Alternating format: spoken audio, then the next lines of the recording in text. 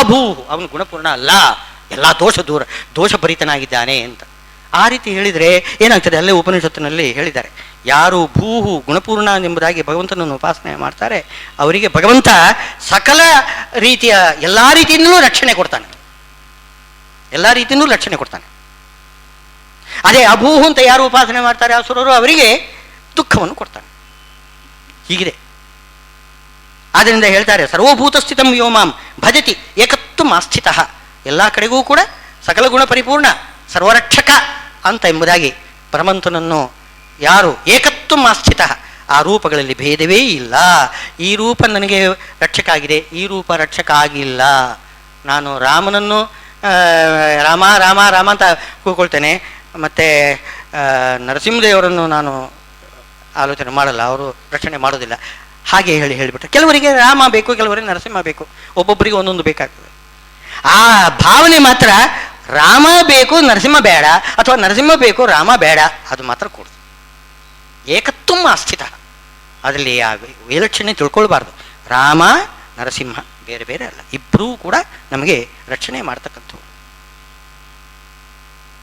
ಏಕತ್ವ ಆಸ್ಥಿತ ಸರ್ವಭೂತ ಸ್ಥಿತಂ, ಎಲ್ಲ ಕಡೆಗೂ ಇರತಕ್ಕಂಥ ಆ ಪರಮಾತ್ಮನನ್ನು ಏಕತ್ವ ಆಸ್ಥಿತ ಮಾಂ ಭಜತಿ, ನನ್ನನ್ನು ಯಾರು ಏನು ಸ್ತೋತ್ರ ಮಾಡ್ತಾನೆ, ಸೇವಾ ಮಾಡ್ತಾನೆ, ಅಂತಹ ಉತ್ತಮ ಅಧಿಕಾರಿ ಅವನಿಗೆ ಸರ್ವಥಾ ವರ್ತಮಾನೋಪಿ ಸಯೋಗಿ ಮೈ ವರ್ತತೆ. ಅವನು ಯಾವ ರೀತಿ ಅನ್ಯಾಯ ಮಾಡಿದರೂ ಪರವಾಗಿಲ್ಲ, ನಾನು ಅವನಿಗೆ ಕ್ಷಮೆ ಮಾಡ್ತೇನೆ ಅಂತ ಹೇಳ್ತಾನೆ. ಏನು ಅನಾಚಾರ ಮಾಡಿದರೂ ನಾನು ಕ್ಷಮೆ ಮಾಡ್ತೇನೆ. ಕ್ಷಮಿಸುವುದು ಅಂತಂದರೆ ಅರ್ಥ ಏನು? ಮೋಕ್ಷ ಇಲ್ಲ ಅಂತಿಲ್ಲ, ಮೈ ವರ್ತತೆ. ನನ್ನ ಬಳಿ ಇರ್ತಾನೆ ಅವನು, ಯಾವತ್ತೂ ಕೂಡ ನಾನು ಅವನು ಬಿಟ್ಟು ಹಾಕೋದಿಲ್ಲ, ನನ್ನ ಬಳಿ ಇರ್ತಾನೆ. ಎಷ್ಟೇ ಅನ್ಯಾಯ ಮಾಡಲಿ, ಮಕ್ಕಳು ನೋಡಿ ಎಷ್ಟೇ ಅನ್ಯಾಯ ಮಾಡಿದರೂ ಕೂಡ ತಾಯಿ ಹೋಗಿ ಎತ್ತಿಕೊಂಡು ಬಾಚಿಕೊಂಡು ಬಿಡ್ತಾಳೆ, ಎಷ್ಟೇ ತಪ್ಪು ಮಾಡಲಿ. ಆದರೆ ಹೊಡೆಯುವುದಿಲ್ಲ ಅಂತೇನಿಲ್ಲ, ಹೊಡಿತಾಳೆ, ಬಡಿತಾಳೆ, ಬುದ್ಧಿ ಬರಲಿ, ನಾನಾ ರೀತಿಯಿಂದ ಶಿಕ್ಷೆ ಕೂಡ ಮಾಡ್ತಾಳೆ. ಹಾಗೆ ಈ ರೀತಿ ಜ್ಞಾನಿಗಳು ಏನಾದರೂ ಅಪಚಾರ ಮಾಡಿದರೆ ತಕ್ಕ ಶಿಕ್ಷೆಯನ್ನು ಕೂಡ ಮಾಡಿಬಿಡ್ತಾನೆ. ನೋಡಿ, ದಕ್ಷ ಪ್ರಜಾಪತಿ ಮಾರುದ್ರ ದೇವರಲ್ಲಿ ಎಂಥ ಸೋತ್ತಮ ದ್ರೋಹ ಮಾಡಿದ. ಪಿಶಾಚಿ ಅಂತಂದ. ಯಾರು? ದಕ್ಷ ಪ್ರಜಾಪತಿ ಮಾರುದ್ರ ದೇವರನ್ನು ನೀನು ಪಿಶಾಚಿ ಅಂತಂದ್ಬಿಟ್ಟ. ನಿನಗೆ ಹಣೆಯಲ್ಲಿ ಒಂದು ಕಣ್ಣು ಬರಲಿ, ನನಗೆ ಪಿಶಾಚಿ ಹಾಗೆ ನೀನು ವಿಕಾರವಾಗಿ ಕಾಣು, ನೀನು ಪಿಶಾಚ ನೀನು ಹಾಗೆ ಅಂತ ಬೈದು ಬಿಡ್ತಾನೆ. ಅಂಥವನಿಗೆ ಏನಾಯಿತು? ಶಿರಚ್ಛೇದ ಮಾಡಿಸಿಬಿಟ್ಟಿದ್ದಾನೆ, ಶಿಕ್ಷೆ ಮಾಡಿಬಿಡ್ತಾರೆ. ಆದರೆ ಅದನ್ನು ಅನುಗ್ರಹ ಅಂತ ತಗೊಳ್ತಾರೆ ಇವರು ಭಕ್ತರು. ಕೊನೆಗೆ ಅವನೇ ಹೇಳ್ತಾರೆ, ನನಗೆ ಅನುಗ್ರಹ ಮಾಡಿದ್ದೀಯಾ? ಯಾಕೆ ಅಂತಂದರೆ ಸೋತ್ತಮ ದ್ರೋಹ ಮಾಡಿದ್ದಕ್ಕೆ ನಾನೆಲ್ಲಾದರೂ ನರಕಕ್ಕೆ ಬೀಳಬೇಕಾಗಿತ್ತು, ಅದನ್ನು ತಪ್ಪಿಸಿದೆಯಲ್ಲ, ನನಗೆ ಈ ಶಿಕ್ಷೆ ಒಂದು ಸಣ್ಣ ಶಿಕ್ಷೆ ಕೊಟ್ಟು ನನ್ನನ್ನು ರಕ್ಷಣೆ ಮಾಡಿದೀಯಾ, ನೀನು ನನ್ನನ್ನು ಕಾಪಾಡಿದ್ದೀಯಾ, ಇದು ನೀನು ಅನುಗ್ರಹ ಅಂತ ದಕ್ಷ ಪ್ರಜಾಪತಿ ಹೇಳ್ಕೊಳ್ತಾರಂತೆ ಮಾರುದ್ರ ದೇವರಲ್ಲಿ, ಅಂದರೆ ಅಂತರ್ಯಾಮಿಯಾದ ಪರಮಾತ್ಮನಲ್ಲಿ. ಸರ್ವಥಾ ವರ್ತಮಾನೋಪಿ ಮೈ ವರ್ತತೆ, ಅವನು ಯಾವ ರೀತಿ ಬೇಕಾದರೂ ನಡೀಲಿ. ಅಂದರೆ ಇವರು ಅಜಾಮಿಳ, ಮಾಧವ ಬ್ರಾಹ್ಮಣ ಇವರೆಲ್ಲ ಇದ್ದಾರೆ ನೋಡಿ, ದಾರಿ ತಪ್ಪಿ ನಡೀತಾರೆ. ದಾರಿ ತಪ್ಪಿ ನಡೆದರೂ ಕೂಡ ಅವ್ರಿಗೇನು ಸ್ವಲ್ಪ ಕಾಲದಲ್ಲಿ ಅವರಿಗೆ ಶಿಕ್ಷೆ ಮಾಡ್ತಾನೆ. ಸ್ವಲ್ಪ ಕಾಲ ನೋಡಿ, ಮಾಧವ ಬ್ರಾಹ್ಮಣ ಏನು ಮಾಡಿದ? ತನ್ನ ಯೋಗವನ್ನು ಬಿಟ್ಟ, ಪರಮಾತ್ಮನ ಪೂಜೆಯನ್ನು ಬಿಟ್ಟು ಅಂತ್ಯಜ ಸ್ತ್ರೀಯನ್ನು ಹೋಗಿ ಸೇರಿದ. ಆಗ ಅದರ ಮೇಲೆ ಸ್ವಲ್ಪ ಕಾಲ ಅವನಿಗೇನು ಸುಖ ಅಂತ ಅನಿಸ್ತು. ಆಮೇಲೆ ನೋಡಿ ಬಡತನ ಬಂತು. ಎಷ್ಟು ಬಡತನ, ಉಣ್ಲಿಕ್ಕೆ ಗತಿ ಇಲ್ಲ. ಎಂಜಲು ಎಲೆ, ಯಾರ್ಯಾರು ಉಂಡು ಎಸೆತಿರ್ತಕ್ಕಂಥ ಎಂಜಲು ಎಲೆಯಲ್ಲಿ ಇರತಕ್ಕಂಥ ಅನ್ನವನ್ನು ಉಣ್ಲಿಕ್ಕೆ ತೊಡಗಿದ್ದಾನೆ. ಆ ಎಂಜಲೆಲೆ ಉಣ್ತಾ ಯಾರೋ ವೆಂಕಟಾಚಲಕ್ಕೆ ಯಾತ್ರೆ ಹೋಗತಕ್ಕಂಥವ್ರು ಯಾರು ಭಕ್ತರಿದ್ದಾರೆ, ಅವರು ಉಂಡು ಎಸೆದಿರತಕ್ಕಂಥದ್ದು ಆ ಎಂಜಲನ್ನು ಉಣ್ತೇನೆ ಅಂತ ಅವರ ಹಿಂದಿಂದ ಹೋಗ್ತಾ ಇದ್ದಾನಂತೆ. ಅದು ದೇವರು ಅನುಗ್ರಹ ಮಾಡುವುದೇ ಹೀಗೆ, ಎಲ್ಲೆಲ್ಲಿಗೂ ಹೋಗಲಿಲ್ಲ. ಯಾರು ಭಕ್ತರಿದ್ದಾರೆ ವೆಂಕಟಾಚಲ ದರ್ಶನಕ್ಕೆ ಯಾತ್ರೆಗೆ ಹೋಗ್ತಾರೆ, ಆ ಭಕ್ತರ ಹಿಂದ್ಗಡೆಯಿಂದ ಭಗವಂತ ಇವನನ್ನು ಮಾಧವ ಬ್ರಾಹ್ಮಣನನ್ನು ಕಳಿಸಿಕೊಡ್ತಾನೆ. ಅದು ಅವನಿಗೆ ಅಂಥ ಜ್ಞಾನ ಇಲ್ಲ. ಆದರೂ ಕೂಡ ಅವರು ಉಂಡು ಎಂಜಲೆಲ್ಲ ಎಸೀತಾರೆ, ಅದನ್ನು ನಾನು ಉಣ್ತೇನೆ ಎಂಬ ಅಭಿಪ್ರಾಯದಿಂದ ಹಿಂದೆ ಹೋಗ್ತಾನೆ. ಕೊನೆಗೆ ಅದು ಯಾತ್ರೆಯಲ್ಲಿ ಪರಿವಸಾನ ಆಗುತ್ತೆ. ವೆಂಕಟಾಚಲ ಯಾತ್ರೆಯಲ್ಲಿ ವೆಂಕಟಾಚಲ ದರ್ಶನ ಆಗ್ತದೆ ಅವನಿಗೆ. ಏನು ಬೆಟ್ಟದ ಸ್ಪರ್ಶ ಆಯಿತು. ಬೆಟ್ಟದ ಸ್ಪರ್ಶ ಆದಾಗ ಎಲ್ಲ ಪಾಪಗಳು ಪರಿಹಾರ ಆಗ್ತದೆ. ಅಂತೂ ಏನು ಮಾಡಿದ್ರು, ತಪ್ಪು ಮಾಡಿದ್ರು ಶಿಕ್ಷೆ ಮಾಡುವುದಿಲ್ಲ ಅಂತೇನಿಲ್ಲ. ತಾಯಿ ಮಗುವಿಗೆ ಯಾವ ರೀತಿ ಶಿಕ್ಷೆ ಕೊಡ್ತಾಳೆ ಆ ರೀತಿ ಭಗವಂತ ತಪ್ಪು ಮಾಡಿದವರಿಗೆ ಶಿಕ್ಷೆ ಕೊಡ್ತಾನೆ. ಹೌದು, ಬ್ರಹ್ಮಹತ್ಯೆ ಮಾಡಿದರು ಯಾರು? ಮಾರುದ್ರ ದೇವರು ಬ್ರಹ್ಮಹತ್ಯೆ ಮಾಡಿದರು. ಏನು ಬ್ರಹ್ಮದೇವರ 5ನೇ ತಲೆಯನ್ನು ಕಿತ್ತು ತೆಗೆದರು. ಎಂಥ ಬ್ರಹ್ಮಹತ್ಯೆ ಇದು! ಸಾಕ್ಷಾತ್ ಬ್ರಹ್ಮದೇವರ ಹತ್ಯೆ. ಒಬ್ಬ ಬ್ರಾಹ್ಮಣನನ್ನು ಕೊಂದರೇನೆ ಬ್ರಹ್ಮಹತ್ಯೆ ಆಗಿಬಿಡ್ತದೆ. ಈ ಸಾಕ್ಷಾತ್ ಬ್ರಹ್ಮದೇವರ ತಲೆಯನ್ನು ಕಿತ್ತು ತೆಗೆದರೆ ಎಷ್ಟು ದೊಡ್ಡ ಹತ್ಯೆ ಇದು! ವಾಸ್ತವದಲ್ಲಿ ಅವರು ಆ ರೀತಿ ಮಾಡಿಲ್ಲ. ಅದು ಮಹಾಲಕ್ಷ್ಮೀ ದೇವಿಯ ಒಂದು ಆಜ್ಞೆ. ಬ್ರಹ್ಮದೇವರು ಒಂದು ನಾಟಕ ಮಾಡಿದರು. ಏನು ಮಾಡಿದರು? ವೇದಾಭ್ಯಾಸ ಮಾಡುವಾಗ ಈ 4 ತಲೆ ಸರಿಯಾಗಿ ಉಚ್ಚಾರಣೆ ಮಾಡ್ತಾ ಇತ್ತು. ಚತುರ್ಮುಖರು 5ನೇ ಒಂದು ತಲೆ ತಾವು ಮಾಡಿಕೊಂಡಿದ್ದರು. ಪಂಚಮುಖರು ಬ್ರಹ್ಮದೇವರು 5ನೇ ತಲೆ ಮಾಡಿಕೊಂಡಿದ್ದರು. ಆ 5ನೇ ತಲೆಯಲ್ಲಿ ತಪ್ಪಾಗಿ ವೇದವನ್ನು ಉಚ್ಚಾರ ಮಾಡಲಿಕ್ಕೆ ಶುರು ಮಾಡಿದರು. ಬೇಕು ಅಂತಲೇ ಇದೆಲ್ಲ ನಾಟಕ. ಸರ್ವಜ್ಞರು ಅವರು ಏನೋ ರುದ್ರದೇವರ ಪ್ರಾರಬ್ಧ ವಿಮೋಚನೆ ಆಗಬೇಕು, ಅದಕ್ಕೋಸ್ಕರ ಬ್ರಹ್ಮದೇವರು ಆ ಥರ ತಪ್ಪಾಗಿ ಉಚ್ಚಾರಣೆ ಮಾಡಿದರು. ತಪ್ಪಾಗಿ ಉಚ್ಚಾರಣೆ ಮಾಡಿದಾಗ ವೇದಾಭಿಮಾನಿ ರಮಾದೇವಿ ರುದ್ರದೇವರನ್ನು ಕರೆದು, ನೋಡು ವೇದವನ್ನು ತಪ್ಪಾಗಿ ಉಚ್ಚಾರ ಮಾಡ್ತಾ ಇದೆ, ಆ ತಲೆಯನ್ನು ಕಿತ್ತು ತೆಗಿಬೇಡು. 4 ತಲೆ ಕರೆಕ್ಟ್ ಆಗಿದೆ, ಅದು ಒಂದು ಮಾತ್ರ ಏನೋ ಎಡವಟ್ ಆಗಿದೆ, ಸರಿ ಇಲ್ಲ, ತೆಗೆದುಬಿಡಿ ಅದನ್ನು ಅಂತ. ಹೌದು, ಅದು ರಮಾದೇವಿಯರ ಆಜ್ಞೆ. ಆದ್ದರಿಂದ ಬ್ರಹ್ಮದೇವರ ತಲೆಯನ್ನು ಬಹಳ ಈಸಿಯಾಗಿ ತೆಗೆದುಬಿಟ್ಟ, ಒಂದು ಕಿತ್ತು ತೆಗೆದುಬಿಟ್ಟ ಅಂತ ಕೈಯಲ್ಲಿ. ಏನು ಕಷ್ಟ ಏನಾಗಿಲ್ಲ. ಆದರೆ ಏನಾಯಿತು? ಸ್ವಲ್ಪ ಅಹಂಕಾರ ಆ ಹೊತ್ತಿನಲ್ಲಿ, ನಾನು ಬ್ರಹ್ಮದೇವರ ತಲೆಯನ್ನು ಕಿತ್ತುಬಿಟ್ಟೆ ಒಂದು ಅಹಂಕಾರ ಒಂದು ಸ್ವಲ್ಪ ಅವರಿಗೆ ಬಂದ್ಬಿಡ್ತು. ಸ್ವಲ್ಪ ಅಹಂಕಾರ ಸಾಕು. ಅಷ್ಟಕ್ಕೆ ಏನು ಮಾಡಿತು? ಆ ಬ್ರಹ್ಮ ಕಪಾಲ ಕೈಯಲ್ಲಿ ಹಿಡ್ಕೊಂಡ್ಬಿಡ್ತು. ಕೆಳಗಡೆ ಬೀಳುವುದಿಲ್ಲ, ಏನು ಮಾಡಿದ್ರು ಕೆಳಗಡೆ ಬೀಳುವುದಿಲ್ಲ. ಸರಿ, ಇಲ್ಲಿ ಕೈಯಲ್ಲಿ ಇಟ್ಕೊಳ್ಳೋಣ ಅಂತಂದರೆ ಬೆಂಕಿಯ ಹಾಗೆ ಉರಿತಾ ಇದೆ ಅದು. ಏನು ಮಾಡಿದ್ರು ಕೆಳಗಡೆ ಇಡ್ಲಿಕ್ಕೆ ಬರೋಲ್ಲ, ಸುಡ್ತದೆ. ಒದ್ದಾಡಿದರು ಮಹಾರುದ್ರ ದೇವರು. ಎಲ್ಲ ಕಡೆ ಸುತ್ತಿ ಇಡೀ ಬ್ರಹ್ಮಾಂಡ ಸುತ್ತಿದರು. ಕೊನೆಗೆ ಬದರಿ ಕ್ಷೇತ್ರದಲ್ಲಿ ಬ್ರಹ್ಮಕಪಾಲ ಅಂತೆಲ್ಲ ಕಪಾಲ ಮೋಚನ, ಅಲ್ಲಿ ಆ ತೀರ್ಥದಲ್ಲಿ ಆ ಕಪಾಲ ಬಿದ್ದೋಯಿತು ಅಂತ ಹೇಳ್ತಾರೆ. ಅಂತೂ ಎಷ್ಟು ಕಷ್ಟಪಟ್ಟಿದ್ದಾರೆ. ಏನದು? ಒಂದು ಸಣ್ಣ ತಪ್ಪು ಮಾಡಿದ್ದು, ಆದರೆ ಮಾಡಿದ್ದು ದೊಡ್ಡ ತಪ್ಪು. ಸಣ್ಣದಾಗಿ ಮಾಡಿದರೂ ಕೂಡ ಅದು ದೊಡ್ಡ ತಪ್ಪಾಗಿತ್ತು. ಹೀಗೆ ಮಾಡಿದರೆ ಪ್ರಾರಬ್ಧ ಕರ್ಮದಿಂದ ಏನು ತಪ್ಪು ಮಾಡಿದರೆ ಅವರಿಗೆ ಶಿಕ್ಷೆ ಕೊಡ್ತಾನೆ ಭಗವಂತ. ಶಿಕ್ಷೆ ಕೊಟ್ಟರೂ ಅವರಿಗೆ ಮಾರುದ್ರ ದೇವರಿಗೆ ಮೋಕ್ಷ ಇಲ್ಲ ಅಂತ ಮಾಡಿಲ್ಲ. ಬಳಿಯಲ್ಲೇ ಇಟ್ಟುಕೊಂಡಿರ್ತಾನಂತೆ, ತನ್ನ ಬಳಿಯಲ್ಲೇ ಇಟ್ಟುಕೊಂಡಿರ್ತಾನೆ ಸದಾ ಕಾಲ. ಏನು? ವಿಷ್ಣೋಸ್ತು ಹೃದಯಂ ಶಿವ, ಶಿವಸ್ಯ ಹೃದಯಂ ವಿಷ್ಣು, ವಿಷ್ಣೋಸ್ತು ಹೃದಯಂ ಶಿವ. ಶಿವನ ಹೃದಯದಲ್ಲಿ ಯಾವತ್ತೂ ಕೂಡ ವಿಷ್ಣು, ವಿಷ್ಣುವಿನ ಹೃದಯದಲ್ಲಿ ಯಾವತ್ತೂ ಕೂಡ ಶಿವ. ಭಕ್ತನಿಗೆ ಭಗವಂತನಲ್ಲಿ ಪ್ರೀತಿ, ಭಗವಂತನೇ ಭಕ್ತನಲ್ಲಿ ಪ್ರೀತಿ. ಆ ರೀತಿ ಜೊತೆಗೆ ಇರ್ತಕ್ಕಂಥವ್ರು. ಯತ್ ಸರ್ವದಾ ವರ್ತಮಾನೋಪಿ, ಸರ್ವಥಾ ವರ್ತಮಾನೋಪಿ ಸ ಯೋಗಿ ಮೈ ವರ್ತತೆ. ನನ್ನಲ್ಲಿ ಇದ್ದಾನೆ ಅವನು, ನನ್ನ ಸಮೀಪದಲ್ಲಿ ಇದ್ದಾನೆ, ನನ್ನ ಬಳಿ ಇದ್ದಾನೆ, ನನ್ನವನಾಗಿದ್ದಾನೆ. ಅವನನ್ನು ನಾನು ಕೈ ಬಿಡುವುದಿಲ್ಲ. ಎಷ್ಟೇ ತಪ್ಪು ಮಾಡಲಿ, ಬೇಕಾದರೆ ತತ್ಕಾಲದಲ್ಲಿ ಶಿಕ್ಷೆ ಮಾಡ್ತೇನೆ. ಇನ್ನೂ ಒಂದು ಶ್ರೀಮದ್ ಆಚಾರ್ಯರು ಹೇಳ್ತಾರೆ, ಏನೂ ಮಾಡುವುದಿಲ್ಲ, ಮೋಕ್ಷ ಪೂರ್ತಿ ಕೊಟ್ಟು ಬಿಡ್ತೇನೆ ಅಂತಲ್ಲ, ಅಲ್ಲಿಯೂ ಕೂಡ ಶಿಕ್ಷೆ ಇದೆ ಅಂತೆ. ಮೋಕ್ಷದಲ್ಲಿಯೂ ಕೂಡ ಒಂದು ರೀತಿ ಶಿಕ್ಷೆ ಇದೆ. ಅಲ್ಲಿ ಏನು ಮಾಡ್ತಾನೆ ಶಿಕ್ಷೆ ಅಂತಂದರೆ, ತುಂಬ ಪುಣ್ಯಕರ್ಮ ಮಾಡಿರ್ತಿರ್ತಾರೆ. ಆ ತುಂಬ ಪುಣ್ಯಕರ್ಮ ಮಾಡಿದ್ದು ಅವರ ಆನಂದ, ಅದು ಪುಣ್ಯಕರ್ಮ ಮಾಡಿದ ಹಾಗೆ ಇದು ಉಕ್ಕುತ್ತಾ ಇರ್ತದಂಥದ್ದು. ಉಕ್ಕಿ ಅಷ್ಟು ಮೇಲ್ಗಡೆ ನೀವು ಎಷ್ಟು ಆನಂದ ಪುಣ್ಯಕರ್ಮ ಮಾಡ್ತೀರೋ ಅಷ್ಟು ಉಕ್ತದಂಥದ್ದು. ಈ ಒಲೆ ಮೇಲಿಟ್ಟ ಹಾಲು ಉಕ್ಕುವ ಹಾಗೆ ಉಕ್ತಾ ಇರ್ತದೆ. ಆದರೆ ಒಂದು ಸ್ವಲ್ಪ ಏನಾದರೂ ತಪ್ಪು ಮಾಡಿದ್ರಿ, ಅನಾಚಾರ ಮಾಡಿದ್ರಿ ಅಂತಂದರೆ ಅದು ಸ್ವಲ್ಪ ಕೆಳಗಡೆ ಇಳೀತದೆ. ಮೇಲ್ಗಡೆ ಹತ್ತಿದ್ದು ಹಾಗೆ ಕೆಳಗಡೆ ಇಳೀತದೆ. ಇದು ಮೋಕ್ಷದಲ್ಲಿ ಅಲ್ಲೇ ಬಂದು ನಿಂತುಕೊಂಡು ಬಿಟ್ರೆ ಅದು ನಷ್ಟ. ಆದರೆ ಕ್ಲುಪ್ತವಾಗಿರ್ತಕ್ಕಂತಹ ಆನಂದದಲ್ಲಿ ಯಾವ ಎಲೆಕ್ಷನ್ನೂ ಇಲ್ಲ. ಅವರಿಗೆ ಇತ್ತಿರತಕ್ಕಂಥದ್ದು ಇದೆಲ್ಲ. ಹಾಲು ಇಟ್ಟಿದ್ದು 1 ಲೀಟ್ರು ಹಾಲು, ಅದು ಉಕ್ಕಿ ಮೇಲ್ಗಡೆ ಬಂದಿದ್ದು ಹಾಗೆ ಕೆಳಗಡೆ ಇಳಿದ್ರೂ ಕೂಡ ಆ ಹಾಲಿನ ಒಂದು ಗಾತ್ರ ಏನು ಅಳತೆ ವ್ಯತ್ಯಾಸ ಆಗುವುದಿಲ್ಲ. 1 ಲೀಟ್ರ್ ಅಂದರೆ 1 ಲೀಟ್ರೇ ಇದು. ಹಾಗೆ ಆನಂದ ಪೂರ್ತಿ ಇದ್ದೇ ಇದೆ, ಪೂರ್ತಿ ವ್ಯಕ್ತವಾಗ್ತದೆ. ಆದರೆ ಅದು ಉಕ್ಕುವುದು ಸ್ವಲ್ಪ ಕಡಿಮೆ ಆಗ್ತದೆ. ಇದು ಯಾರು ದೇವತೆಗಳಲ್ಲಿ. ಮನುಷ್ಯರಲ್ಲಿ ಇದು ಮಾತ್ರವಲ್ಲ, ಮನುಷ್ಯರಲ್ಲಿ ಪೂರ್ತಿ ವ್ಯಕ್ತವಾಗುವುದಿಲ್ಲ ಅಂತ. ಅದು ದೊಡ್ಡ ನಷ್ಟ. ಮನುಷ್ಯೋತ್ತಮರು ಏನು, ನಾನು ಜ್ಞಾನಿಯಾಗಿದ್ದೇನೆ, ನಾನು ಏನು ಮಾಡಿದರೂ ಕೂಡ ಭಗವಂತ ನನ್ನ ಮೇಲೆ ಪ್ರೀತಿ ಇಟ್ಟಿದ್ದಾನೆ, ನಾನು ಏನು ಮಾಡಿದರೂ ಪರವಾಗಿಲ್ಲ ಅಂತ ಒಂದು ಅಹಂಕಾರ ಮಾಡಿಬಿಟ್ರೆ, ಮಾರುದ್ರ ದೇವರು ಮಾಡಿದರು ನೋಡಿ ಅಹಂಕಾರ.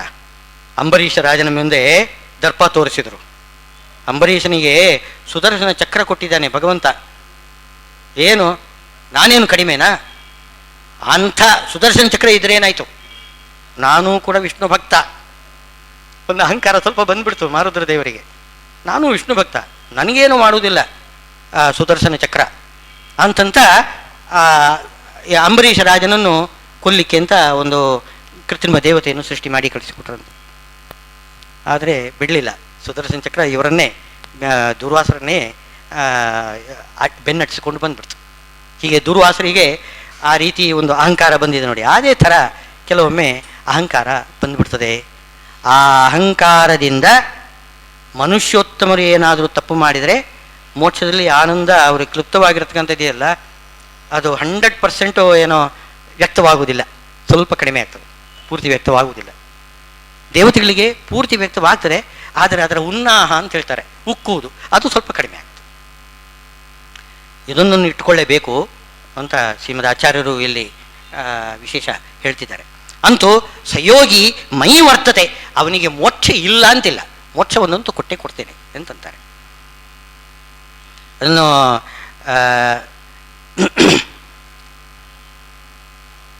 ವಿಜಯದಾಸರು ಈ ಮಾತನ್ನು ಹೇಳ್ತಾರೆ. ಏನು, ಘನ್ನ ಪಾಪವಾದರೂ ಸತ್ಪುಣ್ಯ ಕಾಣೋ ಎನಗದು.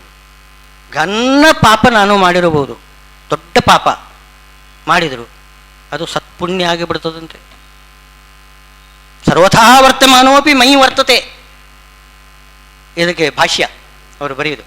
ಸರ್ವಥಾ ವರ್ತಮಾನ ಅಂದರೆ ಘನ್ನ ಪಾಪ. ಘನ್ನ ಪಾಪ ಅಂದರೆ ಘನ, ದೊಡ್ಡದಾದ ಪಾಪ. ದೊಡ್ಡ ಪಾಪ ಮಾಡಿದರೂ ಕೂಡ ಸತ್ಪುಣ್ಯ ಕಾಣೋ, ಅದು ಪುಣ್ಯ ಕರ್ಮನೇ ಆಗಿಬಿಡ್ತದೆ. ಪುಣ್ಯ ಪಾಪ ಎಲ್ಲ ಭಗವಂತನ ಒಂದು ಸಂಕಲ್ಪ ಪ್ರಕಾರ ಆಗ್ತದೆ. ಅವನು ಯಾವುದು ಪುಣ್ಯ ಯಾವುದು ಪಾಪ ನಿಯಾಮಕ ಅವನು. ಪುಣ್ಯ ಮಾಡಿದರೆ ಅದು ಪಾಪ ಆಗಬಹುದು, ಅವನು ಹಾಗೆ ಬಯಸಿದರೆ. ಪಾಪ ಮಾಡಿದರೆ ಅದೇ ಪುಣ್ಯವೂ ಆಗ್ಬೋದು, ಅವನ ಇಚ್ಛೆ.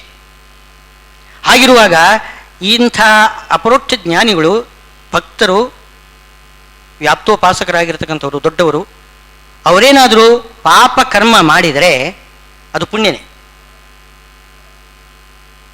ಒಂದು ಮಾತು ಬರ್ತದೆ, ಧರ್ಮ ಅಂದರೆ ಏನು, ಪುಣ್ಯ ಅಂದರೆ ಏನು, ಇದಕ್ಕೇನು ಅದಕ್ಕೊಂದು ಡೆಫಿನೇಷನ್ ಕೊಡಬೇಕಲ್ಲ. ಏನು ಅಂತ, ಪುಣ್ಯ ಅಂದರೆ ಏನು, ಏನು ಅಂತಂದರೆ ವೇದದಲ್ಲಿ ಯಾವುದು ಮಾಡಬೇಕು ಅಂತ ಹೇಳಿದ್ದಾರೆ ಅದು ಪುಣ್ಯ, ಯಾವುದು ಮಾಡಬಾರ್ದು ಅಂತ ಹೇಳಿದ್ದಾರೆ ಅದು ಪಾಪ ಅಂತಲ್ವೇ? ಅಲ್ಲ, ಇಷ್ಟೇ ಅಲ್ಲ. ಅದು ಹೌದು, ಅದಲ್ಲ ಅಂತ ಹೇಳೋದಿಲ್ಲ ನಾವು. ವೇದ ಹೇಳಿದ್ದು ಮಾಡಬೇಕು ಅಂತ ಹೇಳಿದ್ದು, ಅವರ ಸಂಧ್ಯಾ ಉಪಾಸಿತ, ಸಂಧ್ಯಾ ಅಂದರೆ ಮಾಡಬೇಕು, ಅದು ಪುಣ್ಯ ಕಾರ್ಯ, ಮಾಡಲೇಬೇಕು. ನಾವು ಸುರಾಂ ಪಿಬೇತ್, ಸುರಾಪಾನ ಮಾಡಬಾರ್ದು, ಸುರಾಪಾನ ಪಾಪ ನ ಅಂತ ಹೇಳಿದ್ದಾರೆ ಅಲ್ಲಿ. ಅಂದರೆ ವೇದ ಏನು ಹೇಳ್ತದೆ ಮಾಡಬೇಕು ಅಂತ ಹೇಳ್ತಾರೆ ಅದು ಪುಣ್ಯ, ಯಾವುದು ಮಾಡಬಾರ್ದು ಅದು ಪಾಪ, ಅದು ಸರಿಯೇ. ಆದರೆ ಕೆಲವು ಕಡೆಯಲ್ಲಿ ಏನಾಗ್ತದೆ, ಯೋ ಯೋ ದೇವ ಮನೋಗತಃ ಸಧರ್ಮ. ದೇವತೆಗಳು ಯಾರಿದ್ದಾರೆ, ದೇವತೆಗಳು ಅಂತಂದರೆ ಅಪರೋಕ್ಷ ಜ್ಞಾನಿಗಳು ಅಂತ ಅರ್ಥ. ಯಾರೇ ಆಗಲಿ ಅಪರೋಕ್ಷ ಜ್ಞಾನಿಗಳು ತಮ್ಮ ಪ್ರಾರಬ್ಧ ಕರ್ಮ ಅನುಗುಣವಾಗಿ ಕೆಲವೆಲ್ಲ ಏನಾದರೂ ಅನಾಚಾರ ಮಾಡಿದರು ಅಂತಂದರೆ ಅದು ಕೂಡ ಧರ್ಮನೇ. ಇದು ವಾಕ್ಯ, ಇದು ಸ್ಪಷ್ಟವಾಗಿದೆ.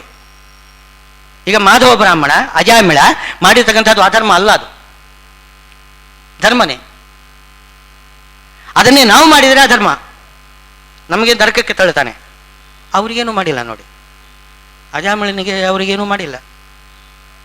ಎಷ್ಟು ದೊಡ್ಡ ಪಾಪ ಮಾಡಿದರು, ನರಕಕ್ಕೆ ಹಾಕಲಿಲ್ಲ. ಯಾವುದು ಹಾಗಿದ್ರೆ ಪಾಪ ಅಂದರೆ ಏನಪ್ಪ, ನರಕಕ್ಕೆ ಸಾಧನೆ ಯಾವುದೋ ಅದು ಪಾಪ. ಅದು ಅವನು ಮಾಡಿದರೂ ಕೂಡ ನರಕಕ್ಕೆ ಹಾಕಲಿಲ್ಲ ಅವನಿಗೆ.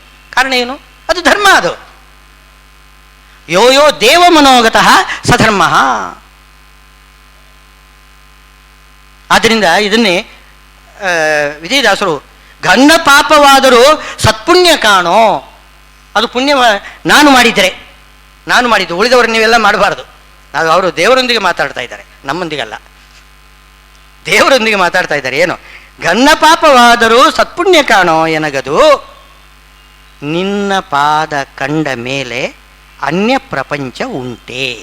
ಎಷ್ಟೇ ಹೇಳ್ತಾರೆ, ನಿನ್ನ ಪಾದ ಕಂಡ ಮೇಲೆ ನಾನು ಏನು ಘನವಾದ ಪಾಪ ಮಾಡಿದರೂ ಅದು ಪುಣ್ಯವೇ ಆಗ್ತದೆ ಹೊರತು ಅನ್ಯ ಪ್ರಪಂಚ ಯಾವುದು ನರಕಾದಿ ಅನರ್ಥಗಳು ನಮಗೆ ಖಂಡಿತ ಇಲ್ಲ.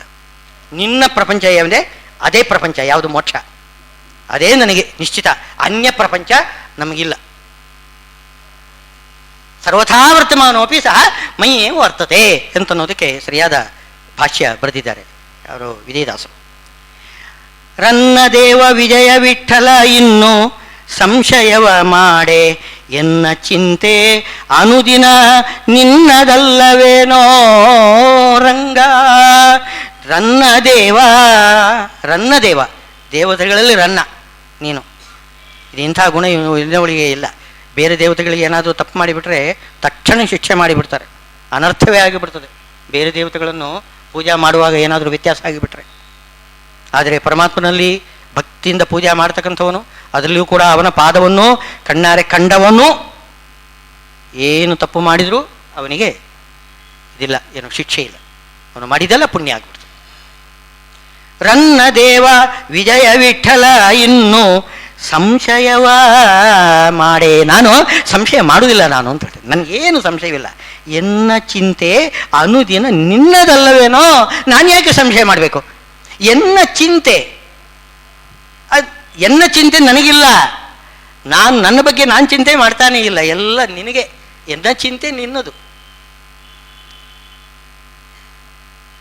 ಹಾಲಲ್ಲದ್ದು ನೀರಲ್ಲದ್ದು ಎಲ್ಲ ನೀನೇ ನನಗೆ ರಕ್ಷಕ, ಏನು ಬೇಕಾದರೂ ಮಾಡು. ಇಂಥವನಿಗೆ ಸರ್ವಥಾ ವರ್ತಮಾನೋಪಿ, ಇಲ್ಲಿ ಭಗವದ್ಗೀತೆಯಲ್ಲಿ ಶ್ರೀಕೃಷ್ಣ ಹೇಳ್ತಿದ್ದಾನೆ, ಸರ್ವಥಾ ಯಾವ ರೀತಿ ಬೇಕಾದರೂ ಇರಲಿ. ಸರ್ವಥಾ ಅಂತಂದರೆ ಆಗರ್ಥ, ಯಾವ ರೀತಿಯೇ ಇರಲಿ, ಸರ್ವಥಾ ವರ್ತಮಾನೋಪಿ ಮೈ ವರ್ತತೆ, ನನ್ನ ಬಳಿಯಲ್ಲೇ ಇದ್ದಾನೆ. ಅದಕ್ಕೆ ಉದಾಹರಣೆ ಕೊಡ್ತಾರೆ ವಿಜಯದಾಸರು. ಅರಸನೊಲಿದವನಿಗೆ ಎಂತಾದರೆ ಏನು, ಅರಸನೊಲಿದವನಿಗೆ ಎಂತಾದರೆ ಏನು, ಸರಸವಾಗಿಹುದು ವಿಜಯ ವಿಠಲರೇಯ. ಅರಸನೊಲಿದವನಿಗೆ ಎಂತಾದರೆ ಏನು ಅಂದರೆ ಒಂದು ಸೂತ್ರಪ್ರಾಯವಾಗಿ ಹೇಳಿಬಿಟ್ಟಿದ್ದಾರೆ. ಅರಸ ಒಲಿದ ಅಂತಂದರೆ ಎಂತಾದರೆ ಏನು, ಏನು ಬೇಕಾದರೂ ಮಾಡು, ಯಾವುದೇ ಚಿಂತೆ ಏನಿಲ್ಲ. ಅಂದರೆ ಎಲ್ಲ ಚಿಂತೆ ಅವನೇ ನೋಡ್ಕೊಳ್ತಾನೆ. ಅವನು ಯಾರಿದ್ದಾನೆ, ಅರಸನಿಗೆ ಬೇಕಾಗಿರ್ತಕ್ಕಂಥವನು ಯಾರಿದ್ದಾನೆ, ಅವನಿಗೆ ಏನಾದರೂ ಹೆಚ್ಚು ಕಮ್ಮಿ ಆದರೂ ಏನಾದರೂ ಕೂಡ ಇವನು ಜವಾಬ್ದಾರ ನೋಡ್ಕೊಳ್ತಾನೆ. ಇವನು ಏನಿಲ್ಲ, ಏನು ಬೇಕಾದರೂ ಮಾಡ್ಬೋದು, ಸುಮ್ಮನೆ ಇರ್ತಾನೆ. ತನ್ನ ರಕ್ಷಣೆಗಾಗಿ, ತನ್ನ ಇದಕ್ಕಾಗಿ ಯಾವುದಕ್ಕೂ ಅವನು ಪ್ರಯತ್ನ ಮಾಡೋದಿಲ್ಲ. ತನ್ನ ಹೊಟ್ಟೆ ಬಟ್ಟೆಗಾಗಲಿ, ತನ್ನ ಶತ್ರುಗಳ ದಮನಕ್ಕಾಗಲಿ ಯಾವುದಕ್ಕೂ ಅವನ ಆಲೋಚನೆ ಮಾಡೋದಿಲ್ಲ. ಒಂದು ವೇಳೆ ನಾನೇನಾದರೂ ಜಗಳ ಆಡಿದೆ ಅಂತ ಇಟ್ಕೊಳ್ಳಿ, ಅರಸನ ಹತ್ರನೇ ಜಗಳ ಆಡಿದೆ ಅಂತ ಇಟ್ಕೊಳ್ಳಿ, ಅವನಿಗೆ ನನ್ನ ಮೇಲೆ ಪ್ರೀತಿ ಇರುವಾಗ ನಾವು ಅಣ್ಣ ತಮ್ಮಂದಿರಾಗಲಿ, ತಂದೆ ಮಕ್ಕಳಾಗಲಿ ಏನು ಜಗಳ ಆಡಿದರೂ ಕೂಡ ಅದು ಎಲ್ಲಿ ದೇಶದಲ್ಲಿ ಪರಿವರ್ತನೆ ಆಗುವುದಿಲ್ಲ. ಒಂದು ಕ್ಷಣ ಇರ್ತದೆ, ಆಮೇಲೆ ಹೋಗ್ತದೆ. ಗಂಡ ಹೆಂಡರ ಜಗಳ ಉಂಡು ಮಲಗುವ ತನಕ, ಆಮೇಲೆ ಅದೇನು ಹೊರಟೋಗ್ತದೆ. ಎಷ್ಟು ಸಮಯ ಇರ್ತದೆ, ಅದು ಎಷ್ಟು ವಿರಸ ಮಾಡಿದರೂ ಅದು ಸರಸ ಆಗಿಬಿಡ್ತದಂತೆ. ಜಗಳ ಇದೆಲ್ಲ ಅದು ವಿರಸ ಸರಸ ಆಗಿಬಿಡ್ತದೆ. ಸರಸವಾಗಿ ಹೋದು ಎಂತಾದರೆ ಏನು, ಸರಸವಾಗಿ ಹೋದು ಅದು ಸರಸ. ಸರಸದಲ್ಲಿ ಸ್ವಲ್ಪ ಏನು ಮಾಡ್ತದೆ, ಸ್ವಲ್ಪ ಏನೋ ಅಗೌರವದಿಂದ ವರ್ತನೆ ಮಾಡ್ಬೋದು, ಸರಸವಾಡೋದು ಅಂತ. ಅದನ್ನು ಅಗೌರವ ಅಂತ ತಗೊಳ್ಳೋದಿಲ್ಲ. ಏನೋ ಸರಸವಾಡುವಾಗ ಏನಾದರೂ ಸ್ವಲ್ಪ ವ್ಯತ್ಯಾಸ ಮಾಡ್ಬೋದು, ಅದನ್ನು ಸೀರಿಯಸ್ ಆಗಿ ತಗೊಳ್ಳೋದಿಲ್ಲ. ಅದನ್ನೇ ಹೇಳ್ತಾ ಇದ್ದಾರೆ, ಸರಸವಾಗಿಯುವುದು ವಿಜಯ ವಿಠಲರೇಯ. ಆದ್ದರಿಂದ ಭಗವಂತನನ್ನು ಸರ್ವತ್ರ ಕಾಣಬೇಕು, ಸರ್ವತ್ರ ಕಾಣಬೇಕು. ತನ್ನ ಎಲ್ಲ ರಕ್ಷಣೆಯ ಭಾರವನ್ನು ಭಗವಂತನಿಗೆ ಒಪ್ಪಿಸಿಬಿಡಬೇಕು. ಇದು ಒಂದು ರೀತಿಯ ಸಮಬುದ್ಧಿ. ಇಷ್ಟವರೆಗೆ ಒಂದು ಸಮಬುದ್ಧಿ ಹೇಳಿದರು.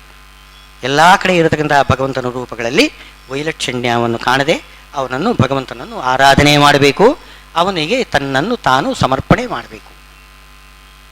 ಇನ್ನೊಂದು ರೀತಿ ಹೇಳ್ತಿದ್ದಾರೆ, ಆತ್ಮೌಪಮ್ಯೇನ ಸರ್ವತ್ರ ಸಮಂ ಪಶ್ಯತಿ ಯೋರ್ಜುನ ಸುಖಂ ವಾ ಇದು ವಾ ದುಃಖಂ ಸಯೋಗಿ ಪರಮೋ ಮತಃ. ಆತ್ಮೌಪಮ್ಯೇನ, ತನ್ನ ಹಾಗೆ ಪರರನ್ನು ಬಗೆಯಬೇಕು. ತನಗೊಂದು ನ್ಯಾಯ, ಇನ್ನೊಬ್ಬನಿಗೊಂದು ನ್ಯಾಯ ಅಲ್ಲ. ನನಗೆ ಸುಖ ಬೇಕು, ಇನ್ನೊಬ್ಬನಿಗೆ ಸುಖ ಬೇಡ. ಅವನಿಗೆ ದುಃಖ ಬರಲಿ, ನನಗೆ ಸುಖ ಬರಲಿ, ಅವನ ದುಃಖದಿಂದ ನನಗೆ ಸುಖ ಬರಲಿ, ಹೀಗೆಲ್ಲ ಮಾತಾಡಬಾರ್ದು. ಆತ್ಮೌಪಮ್ಯೇನ, ಆತ್ಮ ತನ್ನ ಔಪಮ್ಯ, ತನ್ನ ಹಾಗೆ ಪರರೂ ಕೂಡ, ಅವರಿಗೂ ಕೂಡ. ಈಗ ನನಗೆ ಸುಖ ಬಂದರೆ ನಾನು ಹಿಗ್ಗುತ್ತೇನೆ, ಎಷ್ಟು ಆನಂದ ಪಡ್ತೇನೆ. ಅದೇ ದುಃಖ ಬಂದರೆ ಕುಗ್ಗುತ್ತೇನೆ. ಹಾಗೆ ಅವರು ಕೂಡ ಅಲ್ವೇ, ಅವರೂ ಕೂಡ ಸುಖ ಬಂದಾಗ ಹಿಗ್ಗುತ್ತಾರೆ, ದುಃಖ ಬಂದಾಗ ಕುಗ್ಗುತ್ತಾರೆ. ತನ್ನ ಹಾಗೆ ಅಲ್ವ ಅವರು ಕೂಡ. ಈ ಭಾವನೆಯಿಂದ ಇನ್ನೊಬ್ಬರಲ್ಲಿಯೂ ಕೂಡ ನನಗೆ ಹಾಗೆ ಸುಖ ಬೇಕು, ಹಾಗೆ ಅವನಿಗೂ ಕೂಡ ಸುಖ ಬೇಕು, ಅವನಿಗೂ ಕೂಡ ಸುಖವನ್ನು ಉಂಟು ಮಾಡಿಕೊಡ್ಬೇಕು. ನನಗೊಬ್ಬನಿಗೆ ಅಲ್ಲ, ಹಂಚಿ ತಿನ್ನಬೇಕು. ಏನು ಸಿಕ್ಕಿದ್ರೂ ಕೂಡ ಎಲ್ಲರಿಗೂ ಕೂಡ ಸಿಹಿ ಹಂಚಿ, ಒಬ್ಬನೇ ತಿನ್ನಬಾರ್ದು. ಎಲ್ಲರಿಗೂ ಕೂಡ ಸಿಹಿ ಹಂಚಬೇಕು, ಎಲ್ಲರೂ ನಗುವಂತಿರಬೇಕು, ತಾನೊಬ್ಬನೇ ನಗಬೇಕು, ಉಳಿದವರೆಲ್ಲ ಅಳಬೇಕು. ಆ ಥರ ಇರಬಾರ್ದು. ಆತ್ಮೌಪಮ್ಯೇನ ಸರ್ವತ್ರ ಸಮಂ ಪಶ್ಯತಿ ಯೋರ್ಜುನ ಸುಖಂ ವಾ ಯದಿ ವಾ ದುಃಖಂ. ಸುಖ ದುಃಖಗಳಲ್ಲಿ ಎರಡರಲ್ಲಿಯೂ ಕೂಡ ತನ್ನ ಹಾಗೆ ಇತರರು ಅಂತ ಆ ರೀತಿ ಯಾರು ತಿಳ್ಕೊಳ್ತಾನೆ ಅವನು ಯೋಗಿ. ಪರಮೋ ಮತಃ, ಅವನು ಬಹಳ ಶ್ರೇಷ್ಠನಾಗಿರತಕ್ಕಂಥ ಭಕ್ತ. ನನಗೆ ಎಲ್ಲ ಕಡೆಗೂ ಆ ಸುಖವನ್ನು ಬಯಸಬೇಕು.